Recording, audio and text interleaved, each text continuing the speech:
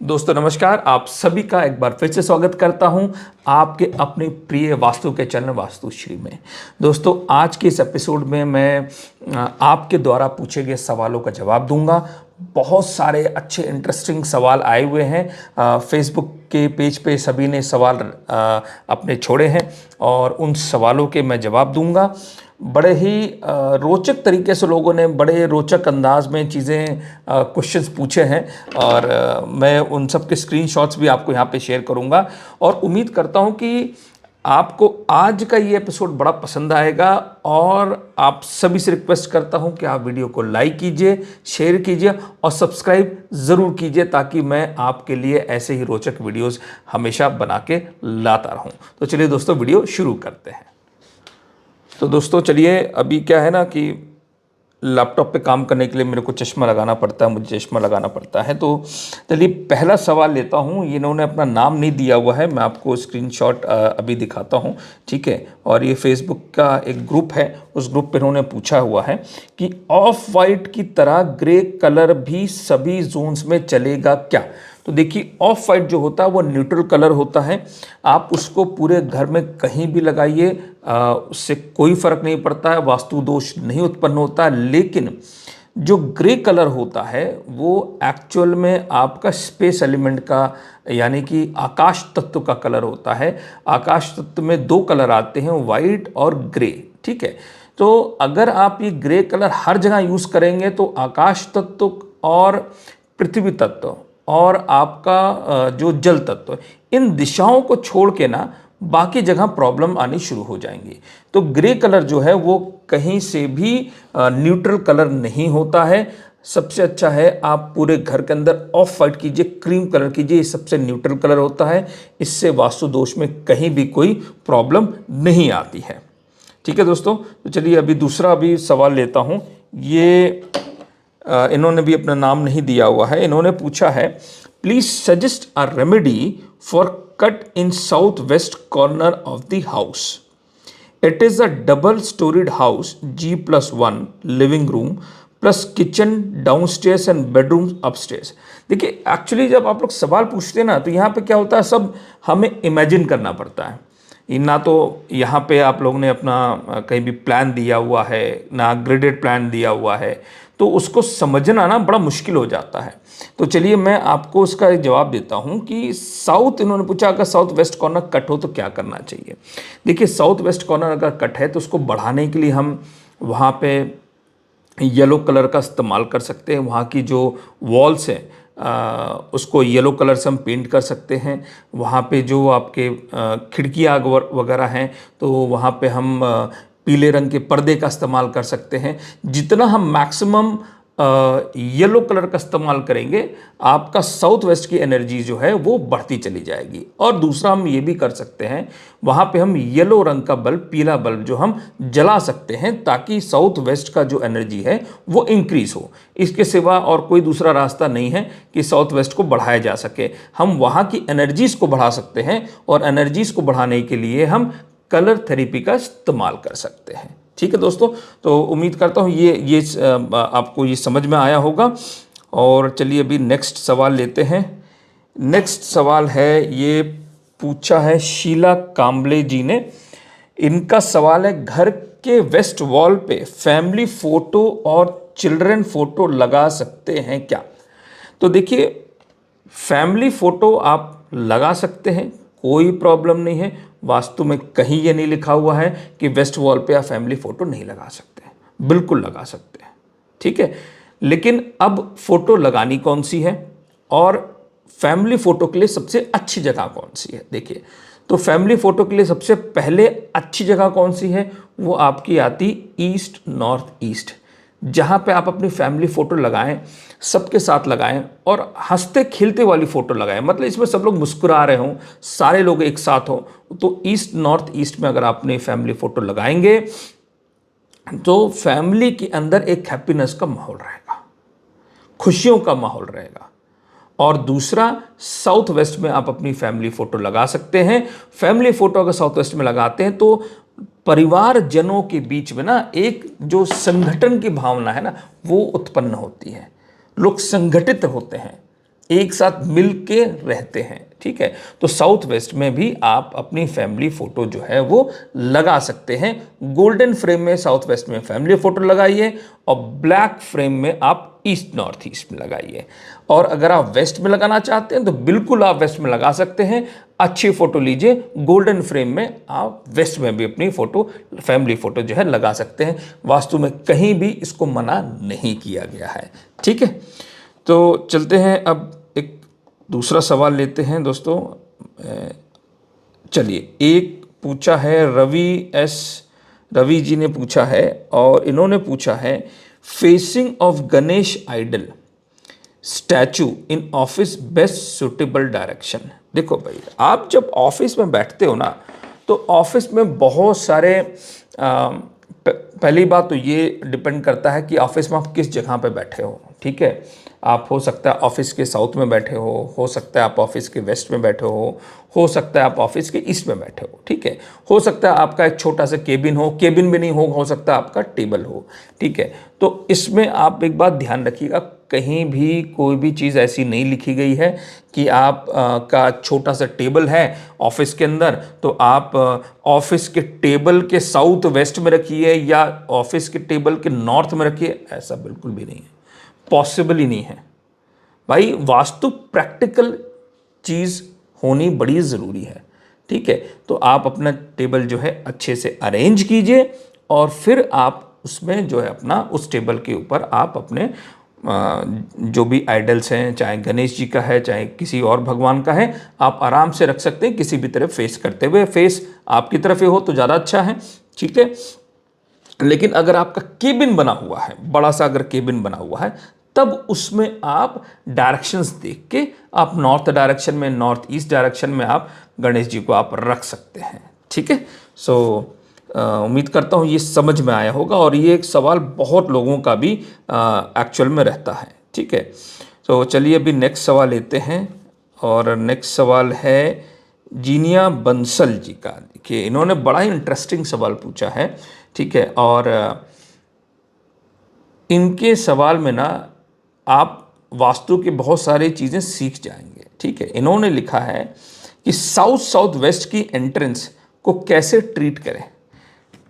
पहली बात, साउथ की एंट्रेंस का घर अगर किसी का है तो आप उस घर को छोड़ दीजिए, क्योंकि ये घर कभी भी आपको अच्छी चीज़ें देगा ही नहीं। ये आपको उस लेवल पे ले जाएगा जिस लेवल पे इंसान सिर्फ और सिर्फ भीख मांग सकता है। साउथ वेस्ट की जो एंट्रेंस है उसमें दो एंट्रेंसेस आती हैं, एक आती है S6 और एक आती है S7, ठीक है। तो S6 क्या कहती है, चलिए दोनों एंट्रेंस को समझते हैं, मैं थोड़ा सा एलोबरेट करूंगा इसे।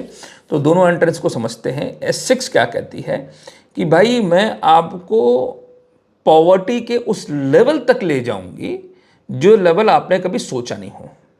मतलब हर तरीके से इंसान को गरीब बनाने के लिए वो एंट्रेंस काम करेगी, ठीक है।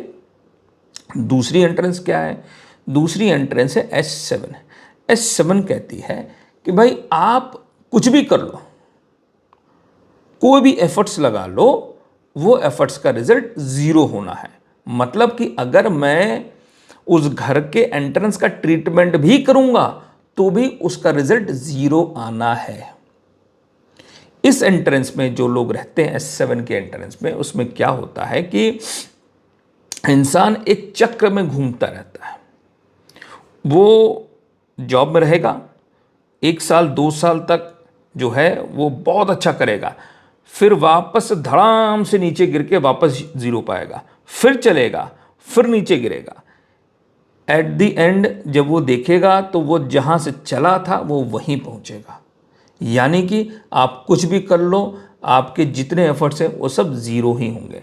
तो साउथ की जिसकी भी एंट्रेंस है, उस एंट्रेंस को वो छोड़ दें, मतलब उस घर को छोड़ दें।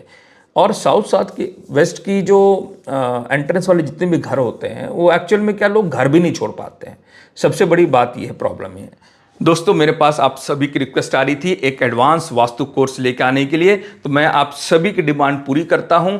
नेक्स्ट ईयर 15 जनवरी से मैं आपके लिए एडवांस्ड वास्तु कोर्स लेके आ रहा हूं, और इस कोर्स के अंदर मैं आपको हर एक चीज कवर करूंगा जो आपने कहीं सीखी नहीं होगी। और जो लोग आज नए हैं उनके लिए तो ये सोने पे सुहागा होगा, क्योंकि जिस कॉस्ट में मैं लेके आ रहा हूं उस कॉस्ट में कोई इतने सारे टॉपिक्स पढ़ा ही नहीं सकता है। मैं आपको सारी चीजें बेसिक से लेके एडवांस तक मैं आपको वास्तु में यहां सिखाने वाला हूं, जिसमें आपकी एल शेप प्रॉपर्टीज क्या होती है, उसकी स्पेस सर्जरी कैसे की जाती है, टी जंक्शंस क्या होते हैं, टी जंक्शंस पे आने वाले जो प्लॉट्स हैं, फ्लैट्स हैं, घर हैं, उनसे कैसे बचा जाए, एडवांस रेमेडीज में जैसे आपके स्टड्स हो गए, स्प्रिंग्स हो गए, इनको कैसे लगाया जाए, कहां यूज किया जाए।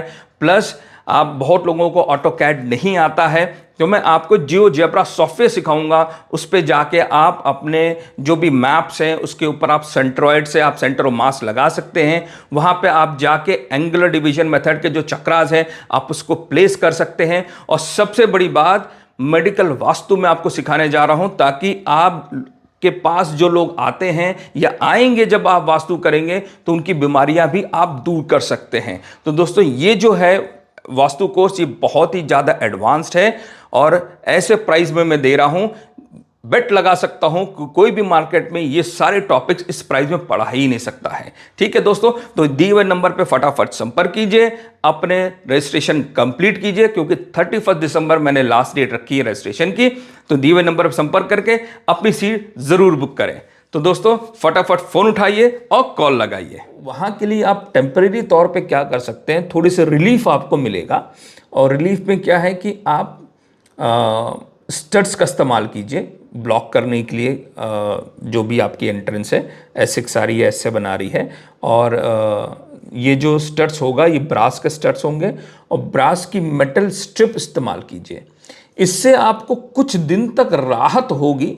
ठीक है, साल भर 6 महीना 7 महीना 8 महीना जो भी आपको राहत मिले आप नोटिस कीजिएगा। ठीक है, उस टाइम ड्यूरेशन में आप कोशिश कीजिए घर को बेच दीजिए या आप घर बदल दीजिए।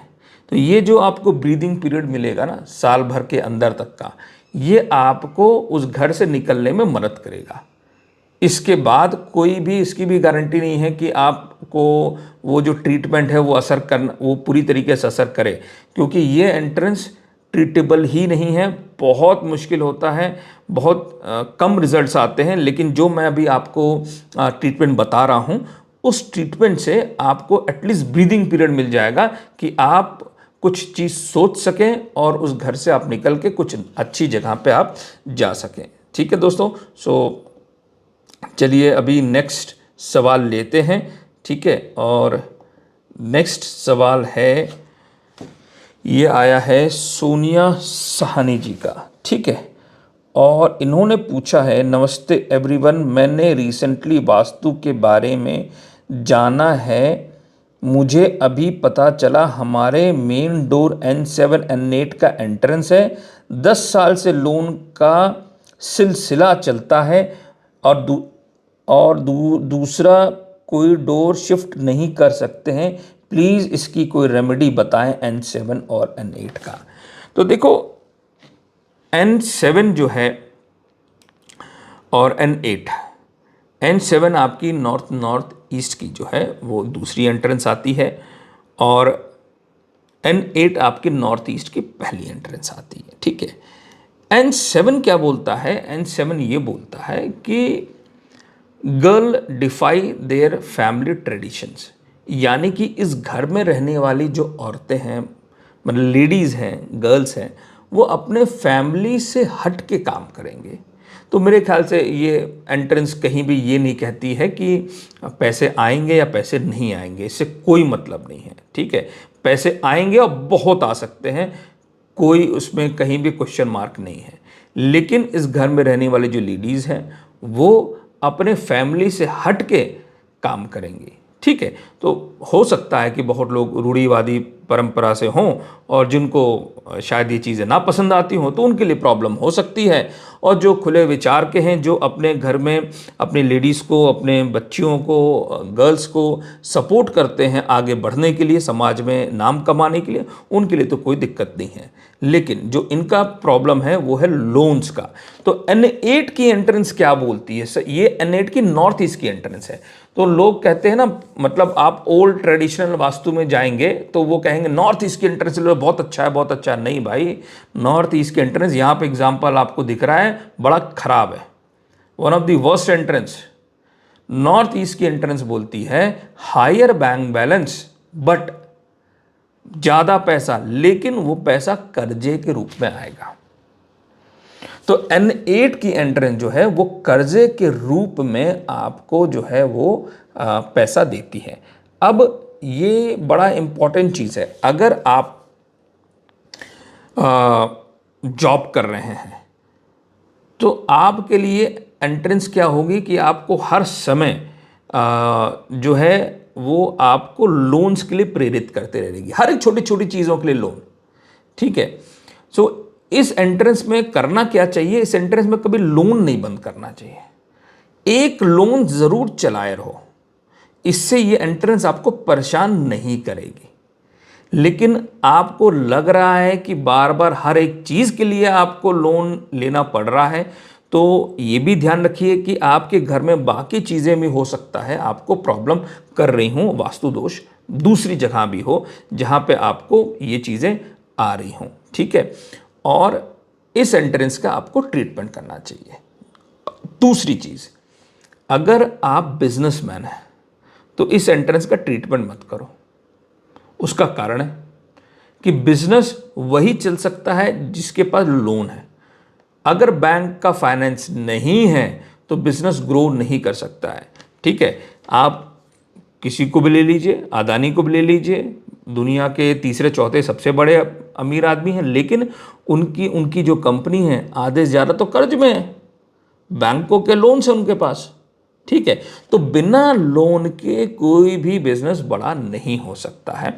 तो इस पर्टिकुलर जो एंट्रेंस, उसका ट्रीटमेंट सोच समझ के कीजिए। और इसका ट्रीटमेंट करने के लिए, चूंकि मेरे ख्याल से 10 साल से रह रहे हैं, यानी कि ये इनका खुद का घर है, तो यहाँ पे ये जो है एल्युमिनियम की जो स्ट्रिप आती है, वो स्ट्रिप से उस एंट्रेंस को जो है वो ब्लॉक करें। टेप का इस्तेमाल ना करें। अगर खुद का घर होता है तो मैं हमेशा स्ट्रिप की बात करता हूं, और अगर किराए का घर होता है तो मैं वहां पे आपको टेप की बात करता हूं। ठीक है, तो चलिए अभी एक नया क्वेश्चन फिर से लेते हैं।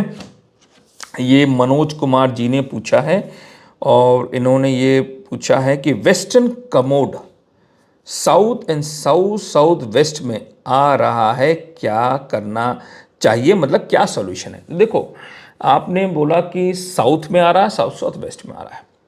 अगर कमोड का कई बार ऐसा देखा गया है कि वो दोनों साउथ वेस्ट और साउथ के एक्सिस पे आ रहा होता है, तो ऐसे केस में ये होता है कि बहुत लोग ये कहते हैं इसका ट्रीटमेंट मत करो साउथ वेस्ट में। नहीं, ऐसा नहीं करना चाहिए, आपको ट्रीटमेंट करना चाहिए, बिकॉज उसका कुछ पार्ट जो है वो साउथ में भी आ रहा है। तो एनर्जीज जो हैं वो कभी भी स्ट्रेट लाइन में फ्लो जो नहीं करती हैं, वो हमेशा साइनोसॉइडल वेव्स की तरफ जो है वो फ्लो करती हैं, बिकॉज ये जो एनर्जीज हैं ये एक तरीके से वाइब्रेशंस हैं, और वो हमेशा साइनोसॉइडल वेव्स में ट्रेवल करती हैं। यानी कि कुछ पार्ट ऊपर का, कुछ पार्ट नीचे का, यानी पॉजिटिव नेगेटिव। ये आप जो थोड़े टेक्निकल लोग हैं उनको अच्छी तरीके से चीज़ें समझ में आ जाएंगी। ठीक है, तो ऐसे समय पे अगर साउथ में आ रहा है, साउथ वेस्ट में आ रहा है, कुछ पार्ट उसमें आ रहा है, तो यहाँ पे आपको कॉपर की स्ट्रिप लेके उसका ट्रीटमेंट करना चाहिए। खुद का टॉयलेट है, खुद का घर है, तो आप स्ट्रिप का इस्तेमाल करें, और अगर आप किराए के घर पे हैं तो यहाँ पे आप रेड टेप का जो है वो इस्तेमाल कर सकते हैं। ठीक है, तो चलिए दोस्तों अभी एक नया क्वेश्चन लेते हैं। एक मिनट, इन्होंने पूछा है, ये भी इन्होंने नाम नहीं दिया हुआ है। ठीक है, इन्होंने पूछा है most of the apartments in Bangalore are constructed in a dead end plot which is also called as muttu sandhu in Tamil. भाई ये तो मुझे समझ नहीं आया मुथु संधु क्या होता है। A straight road directly end in that plot where the apartments is constructed. Is it good to buy a flat in such dead end apartments? I am not referring to T junctions. Sandhu Kuttu is which is different. Okay, मैं समझ गया. देखिए, मैं समझने की कोशिश कर रहा हूँ. तो इसमें क्या है कि आप ये बोल रहे हैं कि एक रोड है, वो रोड जाके डेड एंड हो रही है, ठीक है, और वहाँ पे एक अपार्टमेंट बिल्टअप हो रहा है, ठीक है. सो देखिए, होता क्या है कि अगर ये इंडिविजुअल घर होता, मतलब खुद का जैसे रो हाउस लोग बना लेते हैं, तो मैं उस चीज़ को बोलता कि वो जो है वो अच्छा नहीं, ऑस्पिशियस नहीं है. लेकिन जब इस तरीके की बिल्डिंग्स बनती, मल्टी स्टोरी बिल्डिंग्स बनती हैं, ठीक है, तो मल्टी स्टोरी बिल्डिंग में आप बहुत ज़्यादा जो असर होता है वो नहीं आता है, बिकॉज वो मल्टीपल वेज में हर एक एक फ्लैट, हर एक एक फ्लोर्स पर डिवाइड होता चला जाता है. जितना आप ऊपर रहोगे उतना कम असर आपको देखने को मिलेगा. जो नीचे रहेगा, ठीक है, first floor, ground floor, first floor, second floor, इन पे वो ज़्यादा असर आएगा अगर किसी भी तरीके का रोड हिट बनता है तो, ठीक है. तो नीचे वाले फ्लोर्स पे ज़्यादा असर आने वाला है, ऊपर वाले फ्लोर्स पे कम असर आएगा. तो फ्लैट्स के सिस्टम के बारे में अगर रहता है तो वहाँ पे इतनी ज़्यादा प्रॉब्लम्स नहीं आती है. लेकिन अगर ये इंडिविजुअल रो हाउस है किसी का, तो मैं आपको सजेस्ट करूँगा कहीं भी टी हिट हो या इस तरीके के डेड एंड प्लॉट्स हो, वहाँ पे घर ना लें, ज़मीन ना लें, वहाँ पे घर ना बनाएं. अगर कोई आप रीसेल में भी खरीदने जा रहे हैं तो उस चीज़ को ना करें, रिजेक्ट कर दें, ठीक है. सो चलिए, अभी फिर से हम एक और सवाल लेते हैं, और ये आज इस एपिसोड का लास्ट सवाल होगा.